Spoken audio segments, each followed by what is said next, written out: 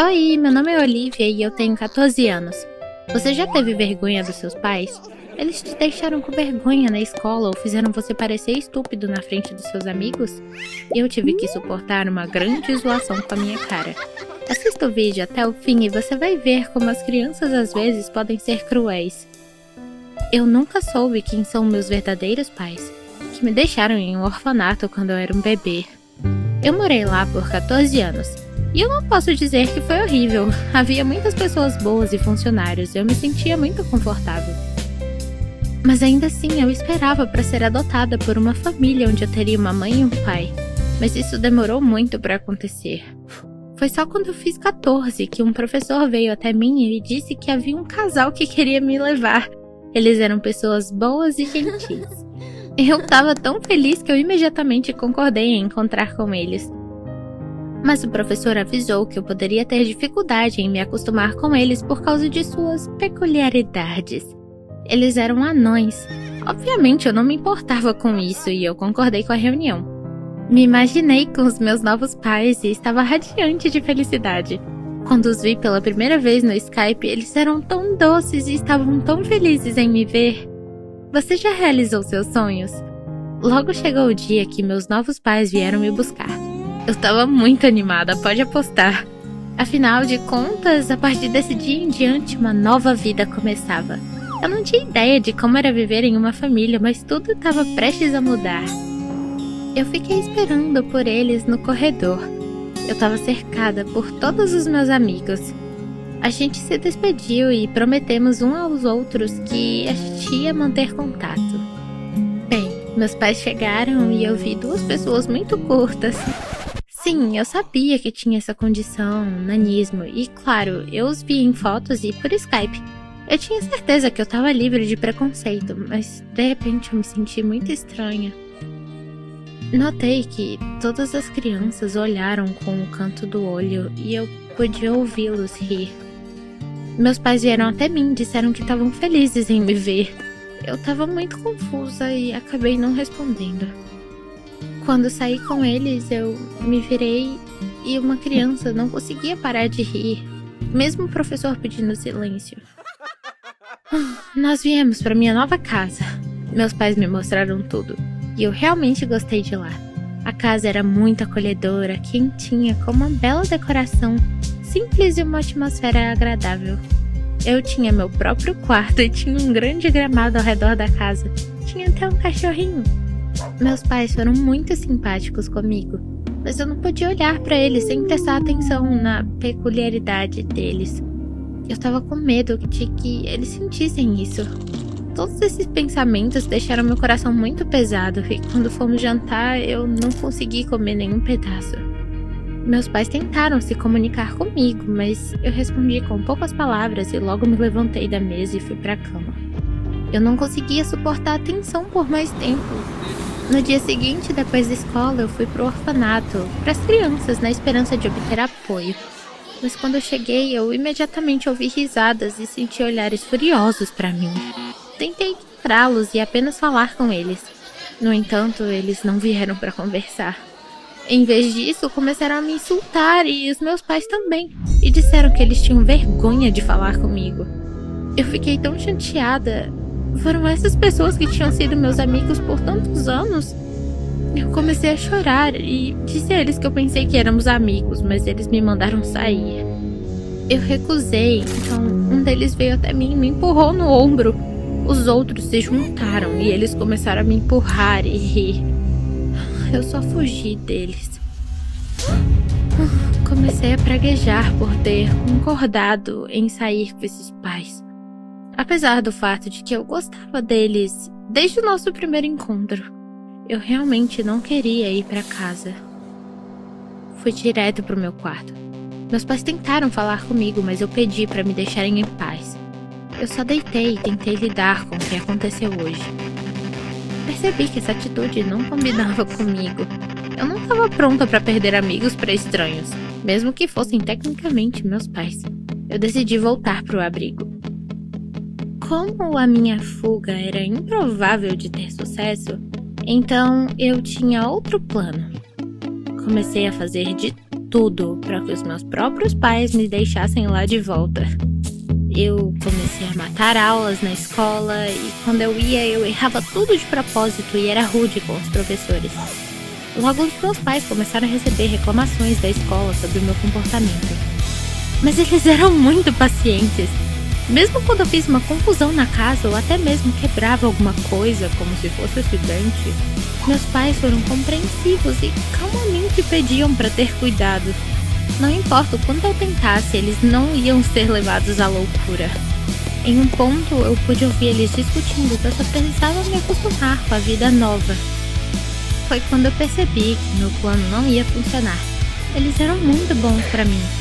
Deveria ter sido bom, mas isso só me deixou mais irritada. Além disso, as crianças do orfanato que foram para a escola comigo já tinham espalhado o boato sobre a minha família. E agora, mesmo na escola, eu não podia dar um passo sem ser ridicularizada. Você já foi intimidado? Então você sabe como eu me senti. Então, eu pensei num novo plano. Agora, é claro, eu me envergonho do que eu fiz. Lembrei que eu vi em um programa de TV onde os funcionários levavam as crianças de uma família desfavorável. Eu decidi fazer o mesmo. Eu anonimamente liguei para a linha de apoio e disse que eu vi os pais baterem e humilharem uma criança perto de um supermercado que ficava perto da minha casa. Eu falei especificamente com uma voz chorosa para eles acreditarem em mim. Eles pediram o endereço e prometeram vir investigar. Eu não acho que eu estava fazendo a coisa certa, mas eu acho que eu estava ansiosa para voltar para o orfanato em breve e não ser humilhada. Os funcionários do Serviço de Proteção à Criança chegaram no dia seguinte. Meus pais ficaram muito surpresos ao vê-los. Os funcionários disseram que tinham recebido uma denúncia sobre abuso de crianças. Meus pais se desesperaram e juraram que nada tinha acontecido. Por um tempo, os funcionários olharam ao redor da casa e perguntaram aos meus pais sobre suas vidas e escreveram algo em seus cadernos. Comecei a me preocupar de que eles podiam ver através das minhas mentiras. O que eu ganharia com isso? Então, eles vieram até mim e me levaram para outra sala e me perguntaram se eu que tinha feito a denúncia. Eu estava muito preocupada, esqueci tudo que eu disse na época e eu estava falando alguma bobagem e eles ouviram atentamente e anotaram. Então, sem uma palavra, saíram para a sala de estar onde meus pais estavam em pé. Eu vi que mamãe estava chorando e me senti desconfortável. Os funcionários relataram que eles eram obrigados a realizar uma investigação detalhada e abrir um caso. Se eles percebessem que eu estava em perigo, eu poderia ser retirada da família. Eu não esperava isso. Eu pensei que eu estava indo só para ser levado embora. Eu não queria arruinar a vida dos meus pais adotivos. O funcionário me disse para arrumar minhas coisas, mas eu só congelei. Por um lado, meu plano funcionou, mas por outro, será que valeu a pena? Vendo a minha hesitação, os funcionários disseram que se eu tivesse alguma coisa para dizer, era melhor dizer agora. Olhei para os meus pais e percebi que eu não poderia fazer isso. Eu comecei a chorar de vergonha e confessei que eu tinha mentido. Eu implorei para não me punirem por fazer uma falsa queixa, e os funcionários riram e disse que mais cheques seriam necessários. Meus pais acompanharam até a porta os visitantes indesejados. Eu fui até lá. Eles me olharam com surpresa e ressentimento. Meu pai pediu para explicar o que tinha acontecido. Enquanto eu continuava a chorar, eu disse a eles como eu estava sendo intimidada pelos meus amigos do orfanato e colegas na escola porque eles eram anões. Meu pai me disse que não queria ser um fardo para mim e minha vida. Eles só queriam me aceitar em sua família. Eu poderia sair a qualquer momento, eles não iam me prender. Mas então, ele disse que antes de fazer isso, eu tinha que me perguntar o que era mais importante para mim. A oportunidade de encontrar uma família amorosa ou amigos que estavam prontos para rir de mim na primeira oportunidade? Claro, eu sabia o que ele queria dizer. Amigos que se comportavam assim não eram amigos, mas uma família como essa, isso era tudo que eu tinha sonhado toda a minha vida. Como você pode se privar do seu sonho só porque alguém riu de você? Eu fiquei tão envergonhada que eu tinha causado tantos problemas para os meus pais. Eu pedi perdão. Eu espero que eles não guardem rancor e eu possa corrigir a primeira impressão de mim mesma. Não demorou muito para que eu me sentisse como parte da família e agora eu tô muito feliz que eu fiquei com eles. Se você gostou da história, então deixa um like e se inscreve no canal. Tenha amigos de verdade e não deixe por perto aqueles que viram a cara pra você a qualquer momento. Oi, meu nome é Trudy e eu tenho 15 anos. Seus pais gostam de se meter onde não foram chamados? Encher o saco com perguntas? Ler suas mensagens? Entrar no quarto sem bater? Quão longe eles podem ir? Assista esse vídeo até o fim e você vai descobrir como o amor fez meu pai colocar câmeras no meu quarto e o que ele viu lá. Minha família é amigável. Minha mãe é confeiteira e suas decorações de bolos e sobremesas são populares tanto nas redes sociais quanto entre consumidores. Meu pai filma documentários. Ele já até ganhou vários prêmios. Bom, eu vivi a vida inteira de forma bastante criativa e livre. Provavelmente é por isso que eu falo antes de pensar. Meu aniversário de 15 anos estava chegando e eu tinha grandes planos. Eu queria dar uma grande festa, a mais legal, mais fantástica e louca. Até pedi aos meus pais para saírem no dia, assim eu e meus convidados íamos nos divertir sem supervisão. Era muito importante para mim. Não é que eu não tenho amigos, até tenho alguns desde o jardim de infância, mas a última vez que todos estávamos juntos foi quando eu tinha por volta de 10 anos. Nunca fiz amigos novos e queria tanto voltar para aquela época. Pensei que uma boa festa nos uniria novamente, mas de uma forma adulta. Sentei para planejar e passei horas e horas fazendo isso. Eu tive tantas ideias. Eu precisava providenciar tudo. Bebidas, comidas, música, decoração, atividades. Minha cabeça estava girando. Mas quanto mais eu pensava, mais eu me dava conta de que não estava dando certo. Fiquei com raiva, nervosa e irritada. Você já ficou tão focada em algo que esqueceu de olhar ao seu redor?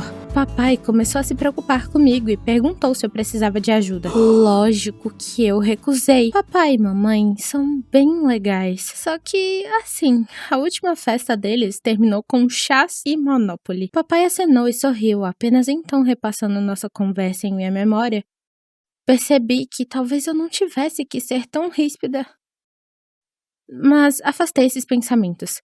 Quando essa loucura acabar, a gente ia se falar de novo. Finalmente, tudo de alguma forma começou a ficar pronto.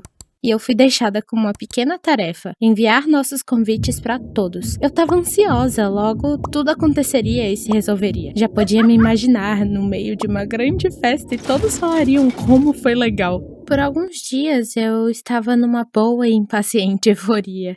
Se viesse algum pensamento ruim, então todo mundo ia precisar de um tempo. Então, um por um, as rejeições vieram com várias desculpas. No início eu não estava chateada, mas então toda a minha lista de convidados foi reduzida para 5 pessoas que simplesmente não tinham nada a ver com a tarde. Então, me toquei. Ninguém precisava de mim. Ninguém. E nenhuma festa mudaria isso. Eu apenas não tinha amigos, não tinha ninguém. Eu fiquei arrasada. Primeiro, me tranquei no quarto e deitei por um longo tempo olhando para a parede. Eu nem tinha forças para chorar. Tinha um enorme buraco vazio no meu peito. Então, cancelei a festa e disse aos meus pais que eles não precisavam sair. Não deixei eles comprarem um bolo e me parabenizarem. Eu não queria mais celebrar. Então apenas desabei em lágrimas e não consegui me acalmar. Mesmo com os abraços dos meus pais. Papai não desistiu tão facilmente. Ele me abraçou e me disse para ir ao cinema, passar a noite em uma tenda no National Park, ir a um piquenique ou um parque de diversões. Por que ele era tão besta? Eu me afastei e gritei com ele porque ele nem tentava me entender. Depois disso, eu corri para o meu quarto. Deitei na cama e chorei a noite toda. Pela manhã, meus olhos estavam vermelhos e meu rosto inchado. Quando fui para a cozinha para tomar café da manhã, Papai tentou dizer algo, mas eu apenas peguei meu prato e voltei para o quarto. Então passaram todos os dias anteriores ao meu aniversário. Eu nem falei nada e nem fui a outros cômodos. Planejei passar meu aniversário sem nem sair da cama. Eu apenas dormiria e encararia meu telefone. E foi o que eu fiz, levantando todas as vezes para comer tortinhas. Em algum momento, dormi. Eu acordei tarde com um apito irritante. Não era o alarme do meu celular ou uma ligação. E o som não veio de lugar algum. Tive que levantar para descobrir o que era. Para minha surpresa, acabou sendo uma pequena câmera acima da porta do meu quarto. Tava apitando porque a bateria acabou. Mas como surgiu aqui? Eu não recebi ninguém no meu quarto, com exceção dos meus pais. Então, foi colocada aqui pelo meu pai? Sua vida pessoal já foi invadida tão inesperadamente que você ficou sem palavras. Imagine como eu me senti. Sim, claro, eu não passei muito tempo com os meus pais ultimamente. Passei muito tempo me esforçando para organizar a festa e então me isolei. Lembro do olhar que meu pai me deu quando eu gritei com ele. Me senti envergonhada, mas ainda assim não era motivo para invadir minha privacidade. Ele não pode fazer isso. Eu vou acabar com isso de uma vez por todas. Eu tava revoltada. Eu fiz um bom discurso, eu já tava tremendo de raiva. Deixa ele aparecer. A campainha tocou. Mamãe e papai estavam parados na entrada. Mamãe segurava uma caixa grande de bolo e papai tinha um monte de balões presos a uma corda. Eles simplesmente sorriram. Eu fiquei com raiva. Como você pôde? Como se atreve? Eles ficaram chocados e então as cabeças dos meus amigos surgiram de trás das costas dos meus pais. Eu permaneci na ponta dos pés e atrás do meu pai tinha um grupo com todos os meus convidados. Feliz aniversário! Meus amigos de sala falaram receosos e meus antigos amigos gritaram. Como você fez isso? O que está acontecendo aqui? Eu queria perguntar, mas me recuperei e convidei todos para entrarem. Mas ninguém parecia infeliz ou como se estivesse mentindo. Todos sorriam e me davam parabéns. Papai ajudou minha mãe com o bolo, arrumou os balões e veio até mim. Vá se trocar, ele me disse. Meu quarto estava quieto e eu finalmente fui capaz de organizar meus pensamentos. Milagrosamente, meus pais decidiram organizar uma festa para mim e deram um jeito de chamar meus amigos. E eles vieram. Como e por quê? Ainda assim, o que papai fez foi errado. Enquanto eu me vestia e arrumava o cabelo, os móveis da sala foram reorganizados e a música começou a tocar.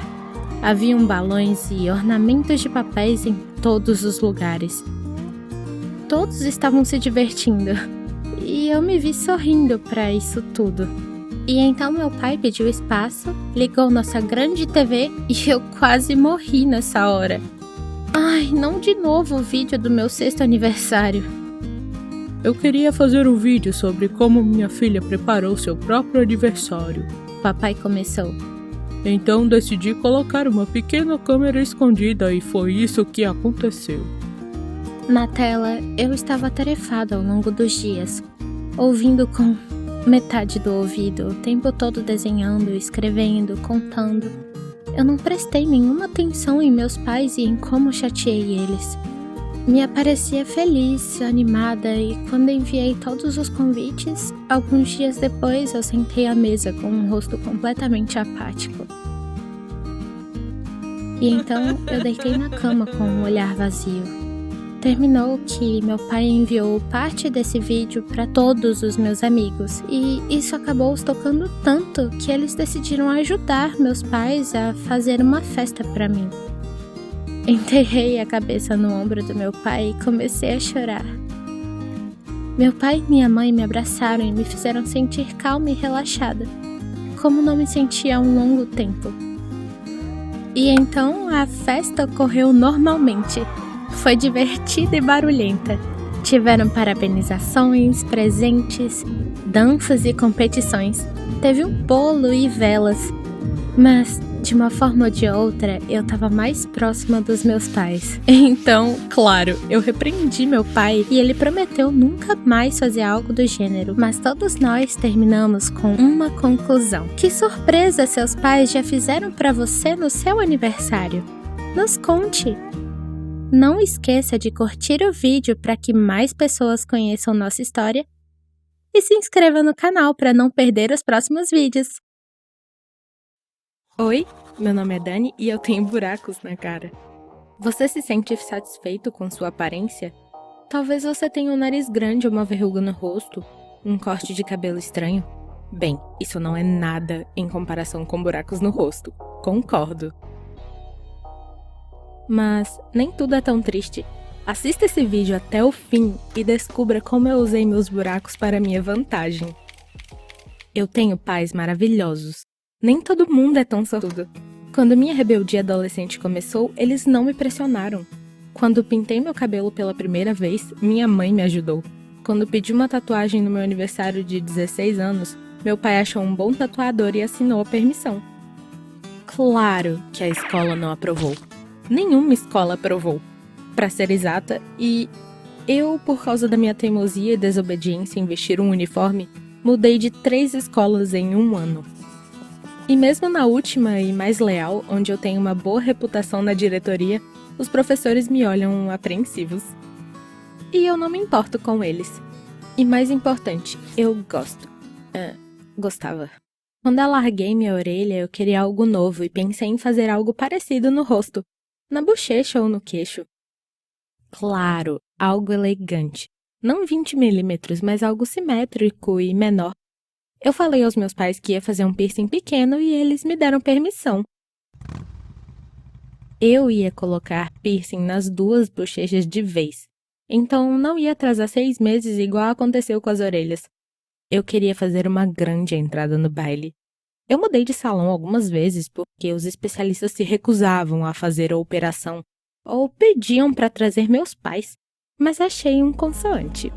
Já teve algum acontecimento na sua vida que dividiu tudo em antes e depois? Uma péssima fronteira da existência. Para mim, esse acontecimento foi essa merda de cirurgia. Tudo deu certo de primeira. Eu parecia uma múmia ou um hamster quando acordei, mas minha cara estava incrivelmente inchada e coberta de bandagens. O médico prometeu que tudo daria certo quando o inchaço sumisse, e fui para casa com a mente calma. Meus pais não ficaram felizes, mas foi fácil acostumá-los com a ideia. Era melhor pedir perdão do que autorização. Acredite. Entretanto, quando tirei as ataduras para ir à escola pela primeira vez e mostrar minha nova modificação, eu estava coberta com horror. Tinham espaços vazios em volta dos túneis que o médico colocou nas minhas bochechas. Sinceramente, eu parecia que tinha levado um tiro bem na cara e de perto, ou um zumbi com péssima maquiagem.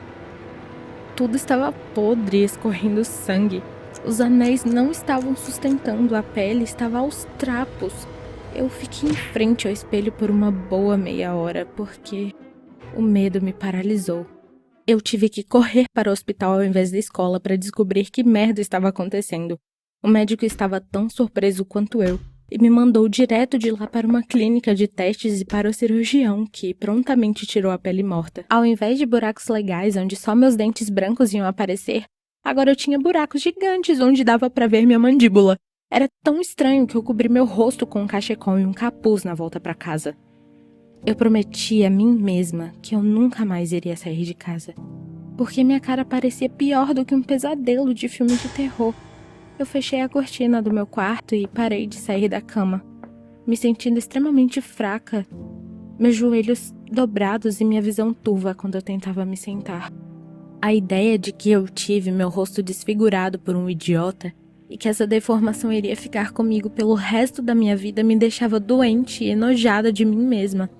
Eu não dormia, comia e nem falava com os meus pais. Enquanto eu sentava na minha reclusão forçada com medo da luz do sol e dos olhos julgantes das pessoas, os resultados da clínica chegaram. A conclusão foi que alguma infecção estava no meu sangue e eu deveria tomar imediatamente uma série de antibióticos. Meus pais continuaram a cuidar de mim. Minha mãe trazia as pílulas e me fazia tomar, meu pai rapidamente procurava um cirurgião plástico e eu só queria morrer. O bastardo de jaleco branco negou a responsabilidade. Meu pai tentou ligar e conversar, mas ele desligava sempre. Aparentemente, ele estava com medo de um julgamento pela falta de higiene, como a prática mostrava. Enfim, eu fui salva pelo tédio. Sim, deitar, ficar doente e sofrer era divertido, mas eu estava cansada disso. Primeiro eu comecei a comer, depois a ler, e pela primeira vez em dias eu saí de casa para comprar novos anéis para os meus buracos. Todos para quem eu expliquei minha situação perguntaram quando eu ia fazer a cirurgia para consertar essa bizarrice. E chegou num ponto que eu não aguentava mais. Com toda a teimosia de adolescente, eu disse que nunca iria fazer. Eu não ia esconder meus erros da adolescência e tudo isso. Naqueles dias, eu me lembrei de um animal pequeno e indefeso. Eu estava esperando para ser zoada, falhada e julgada. Eu estava quase pronta para uma briga quando cheguei na escola. E eu fiquei muito surpresa. Você já esteve errado sobre as pessoas? E você já esteve errado sobre as pessoas para melhor? Eu acho que era porque eu já era uma garota informal na escola. E para os meus colegas de classe, o choque mesmo ia ser os anéis na minha bochecha com um buraco que dava para ver minha gengiva. As pessoas me olhavam, mas não era por isso que eu queria mudar tanto minha aparência? Pelo contrário, as pessoas me tratavam da mesma forma que antes. Compartilhavam os deveres, notícias. Sim, às vezes era difícil, especialmente fisicamente.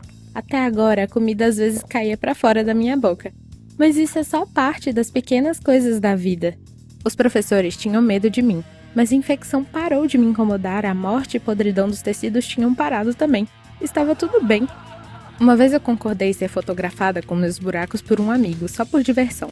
Ele mostrou as fotos para um amigo que tinha uma loja de rock e eu recebi uma ligação com uma oferta de tirar fotos para uma propaganda. Sem os buracos na cara, eu não teria recebido essa oferta. E eu tive certeza que isso era só o começo. Os pais não sabiam o que pensar, eles não esperavam isso da filha deles. Ha! Sim, era legal. Mas eu tinha sido ajudada a ser famosa e popular pelo mesmo médico que a ganância tinha sido mais forte que a covardia. Quando começaram a escrever sobre mim, a modelo mais nova com um amor por modificações corporais, não só os jornais normais, mas boas revistas também, esse idiota decidiu me lembrar da existência dele. Eu não sei o que passou na cabeça dele quando ele deu várias entrevistas, mencionando diretamente a mim e aquela cirurgia doente. Eu estava tão ofendida que meu nome inevitavelmente foi envolvido num escândalo. Eu não tinha reputação ainda e ela já poderia ter sido facilmente arruinada por um canalha. Mas eu não podia ficar calada. Esse homem quase arruinou minha vida com a negligência dele. Ele podia ter desfigurado outras pessoas que se inspirassem em mim como exemplo. Como eu um dia fui. Imagine adolescentes que decidiram modificar suas aparências e fossem para um médico assim. Fui em julgamento e um processo contra ele. Prontuários médicos, testes da clínica, só não tinha fotos porque nos primeiros dias lutando contra a infecção, eu não deixei tirarem foto da minha cara cheia de pus. Esse monstro me processou de volta por difamação. Eu adicionei revelação de sigilo médico no meu processo. Ninguém iria desistir. Nos vimos no júri. Sim, eu estava emotiva demais, talvez. Mas eu não estava só protegendo a mim mesma. E não só meu rosto desfigurado, que eu não conseguia me acostumar. Eu protegi todos aqueles que, olhando as minhas fotos, secretamente queriam ter minha aparência. E esse médico sujo perdeu a causa.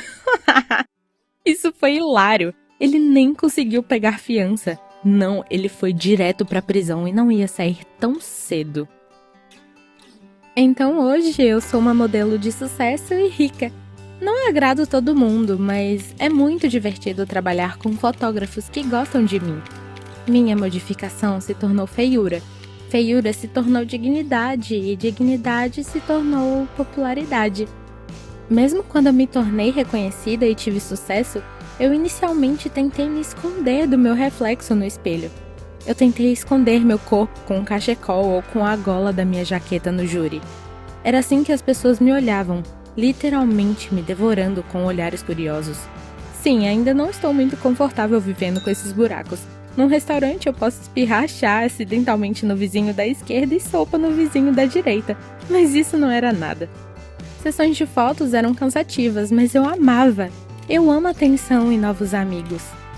Eu não tenho medo de mais nada depois disso. Isso acabou bem pra mim. O que acha? Você concorda com tantas modificações corporais? E sessões de fotos? Se você gostou da minha história, fica aqui no canal, tem várias histórias legais. Clica no sininho para não perder mais. Desejamos uma boa saúde e médicos confiáveis.